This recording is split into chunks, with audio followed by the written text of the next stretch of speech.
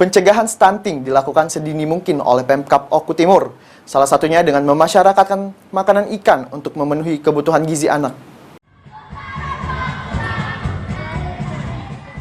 Pencegahan stunting dilakukan Pemkab Oku Timur melalui Dinas Perikanan dan Peternakan dengan melakukan kegiatan mutu dan keamanan hasil perikanan skala mikro dan kecil.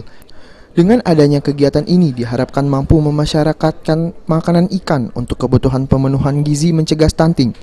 Upaya memasyarakatkan ikan sendiri salah satunya dengan melakukan lomba masak pindang ini sebagai upaya meningkatkan daya saing produk olahan perikanan serta inovasi peningkatan daya tambah produk perikanan. Kepala Dinas Kepala Dinas Kabupaten Oku Timur, terkhusus Kepala Dinas Perikanan dan Peternakan. Pada tahun 2021 telah ditetapkan dan dilakukan launching jika Kabupaten Oku Timur sebagai salah satu kampung budidaya dengan komoditi patin. Aji, PAL TV.